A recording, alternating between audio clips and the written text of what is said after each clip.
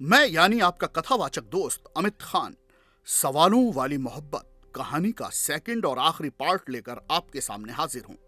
अभी तक आपने सुना मुंबई हाई कोर्ट के बेहद फेमस वकील संजय सबरवाल की जिंदगी में दो बड़े अहम सवाल थे। पहला सवाल संजय की बीवी रश्मि और एक कॉल गर्ल पम्मी को लेकर था। रश्मि बेहद खूबसूरत थी, लेकिन फिर भी संजय एक नॉर्मल सी दिखने वाली लड़की पम्मी के पास जाता था।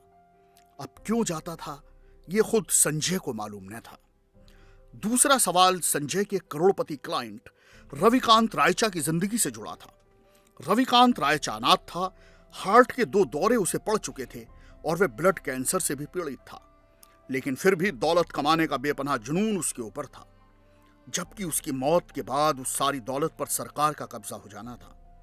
अब रविकांत रायचा वह दौलत किसके लिए कमा रहा था यह खुद उसे न मालूम था।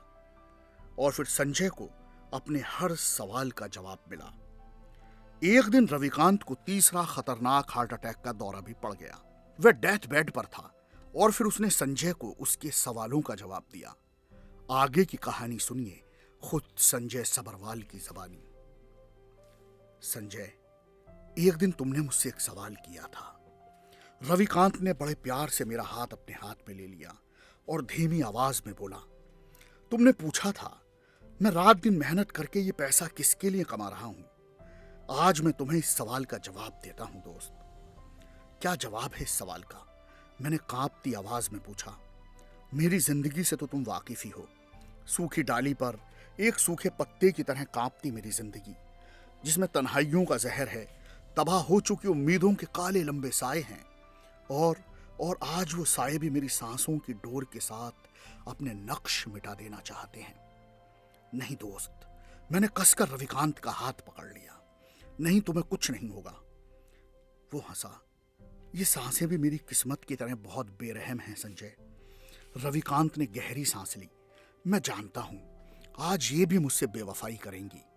नहीं दोस्त, नहीं, मेरे पास समय कम है संजय। मेरी बात सुनो, मेरे दिल की बात। कहीं ऐसा ना हो वह राज हमेशा के लिए राज ही रह जाए। मैंने एक लड़की से मोहब्बत की थी संजय। कौन थी वह लड़की? थी एक शहजादी, जन्नत की हूर। वे शब्द कहते हुए रविकांत रायचा दूर ख्वाबों की दुनिया में खोता चला गया। मैं तब इंटर में पढ़ता था संजय। वह मेरी क्लासमेट थी। मैं छिप छिप कर उसे देखता, कभी क्लास में बैठकर कनखियों से, तो कभी लाइब्रेरी में किताबों के रैक के पीछे से। मैं दीवाना था उसका। उसके थरथराते होंठ, उसकी मधुशाला जैसी आंखें, उसके काले घनेरे बाल, उसका सब कुछ जैसे मेरी आंखों में कैद था। मैं उसके करीब से गुजरता तो मेरी सांसें महक जाती। अगर एक दिन भी वह कॉलेज न आती तो मैं परेशान हो उठता और दीवानावार आलम में उसका इंतजार करता। क्या वो लड़की भी तुमसे इसी तरह मोहब्बत करती थी? नहीं नहीं, मैं बुरी तरह चौंक उठा। उसे तो शायद ख्वाब में भी इस बात का गुमान न था कि कोई उसका इस तरह दीवाना है। मोहब्बत भी एक अजीब शय होती है संजय। इंसान उसमें जितना अकेला जलता है उतनी ही उसकी दीवानगी बढ़ती है, उतने ही उसके दिल के जज्बात शोलों की तरह भड़कते हैं। लेकिन तुमने उससे अपने दिल की बात कह क्यों नहीं दी? डरता था कहीं वे मेरी मोहब्बत को न ठुकरा दे, क्योंकि उसके डैडी एक बड़े बिजनेसमैन थे और मैं क्या था? एक लावारिस, गरीब, पैसे पैसे को मोहताज, पतंग जैसी बेआसरा जिंदगी। मैं जानता था वो परिस्तान की परी है जिसका दर्जा आसमान जैसा बुलंद है, और मैं धूल हूं जिसे हवा के झोंके अपने साथ कहीं भी उड़ा कर ले जाते हैं। लेकिन मैं उसे पाना चाहता था संजय, कैसे भी, किसी भी कीमत पर। तब मैंने एक फैसला किया। कैसा फैसला? अपने और उसके बीच की दूरी को खत्म करने का फैसला। मैंने पढ़ाई छोड़ दी संजय। मैंने बैंक से लोन लेकर बिजनेस किया। मेरी मेहनत रंग लाई। चंद ही सालों में मैं एक 3 स्टार होटल का मालिक बन गया। उस दिन मैं बहुत खुश था संजय। रविकांत रायचा के दिल की धड़कनें तेज होने लगी। बहुत खुश। मैं आसमान में उड़ रहा था। मेरी तमन्नाओं को पर लग गए थे। अब मैं अपनी मोहब्बत का इजहार करने के काबिल बन गया था दोस्त। अब मैं अपने ख्वाब को मांग सकता था। अब अपनी जिंदगी को आगे बढ़कर गले से लगा सकता था। मैंने 3 स्टार होटल खरीदने की खुशी में एक बड़ी पार्टी दी और रविकांत रायचा की आंखों में आंसू झिलमिलाने लगे और उसी दिन मेरी सारी खुशियां उजड़ गईं। जानते हो दोस्त, उसी दिन मेरे होटल की लॉबी में एक एंगेजमेंट पार्टी का आयोजन किया गया था और वह एंगेजमेंट मेरे ख्वाब की थी। जिस दिन मैं अपनी जिंदगी को जीत लेने के काबिल बना, उसी दिन मेरी जिंदगी की किसी दूसरे के साथ सगाई हो गई। सेठ कृष्ण बिहारी माथुर से उनकी बेटी का हाथ मांगने का मेरा सपना सपना ही रह गया। कृष्ण बिहारी माथुर मेरे दिमाग पर बम गड़गड़ाते हुए गिरे। हाँ, कृष्ण बिहारी माथुर, जो मेरी जिंदगी के पिता थे। मैं स्तब्ध बैठा रह गया। संजय, मैं आज जो हूं उसी लड़की की बदौलत हूं।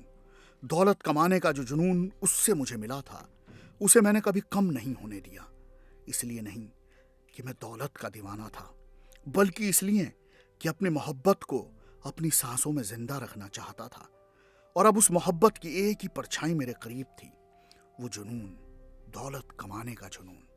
संजय, मैं नहीं जानता मेरा ख्वाब आज कहाँ है। मैंने उस बुलंद किस्मत वाले नौजवान को भी नहीं देखा जो उसका हस्बैंड है। लेकिन तुम मेरा एक काम करोगे दोस्त? कैसा काम? मेरी आवाज कांपी। रविकांत रायचा ने अपने कांपते हाथों से तकिए के नीचे रखा एक लिफाफा निकालकर मेरी तरफ बढ़ाया। इस लिफाफे में मेरी तमाम प्रॉपर्टी के डॉक्यूमेंट हैं दोस्त। मैंने आज तक जितने भी होटल खरीदे हैं, सब उस लड़की के नाम हैं। तुम किसी भी तरह उस लड़की को तलाश कर सारे डॉक्यूमेंट्स उसे दे देना और उससे कहना किसी दीवाने ने उसकी पलकों से कुछ जुनून चुराया था, जिसे वो लौटा रहा है। तुम्हारा ये मुझ पर बहुत बड़ा एहसान होगा संजय। लेकिन मैंने कुछ कहना चाहा, परंतु फिर रविकांत रायचा ने कुछ न सुना। उसकी सांसें एकदम से उखड़ गईं। डॉक्टर ऑक्सीजन की तरफ भागे, लेकिन वह रविकांत को ऑक्सीजन दे पाते उससे पहले ही उस बदकिस्मत इंसान की सांसें उससे बेवफाई कर गईं। मैं धम से अपनी कार की ड्राइविंग सीट पर गिरा। मेरे हाथ पैर एक अजीब से एहसास से कांप रहे थे। मेरा पूरा शरीर पसीनों से तर था। मैंने सहमते हुए लिफाफे को देखा।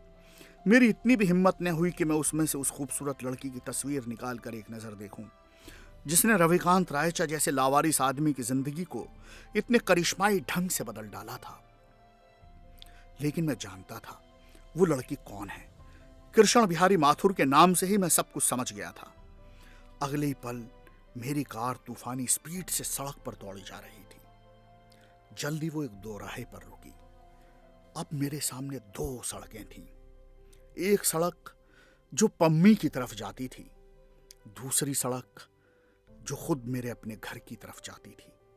उस दिन पहली बार मैंने शाम के 6 बजे अपनी कार घर की तरफ मोड़ी।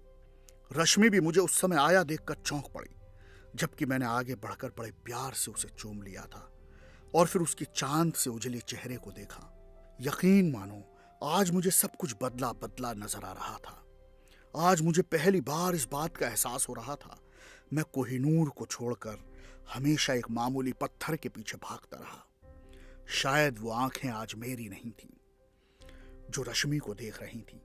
वो रविकांत रायचा की आंखें थीं। रविकांत रायचा जो मेरी आंखों से अपने ख्वाब को देख रहा था, अपनी जिंदगी को देख रहा था। आओ ले चलें इश्क को वहां तक, आओ ले चलें इश्क को वहां तक जहां फिर कोई कहानी हो, जहां फिर कोई गालिब नज्म पढ़े, जहां फिर कोई मीरा दीवानी हो। सुनिए मोहब्बत के किस्से, कुछ दर्द भरी बातें, अमित खान की चौपाल पर मेरी आवाज में। तो आइए यूट्यूब पर अमित खान की चौपाल चैनल को सब्सक्राइब करें और इसे ज्यादा से ज्यादा शेयर करें।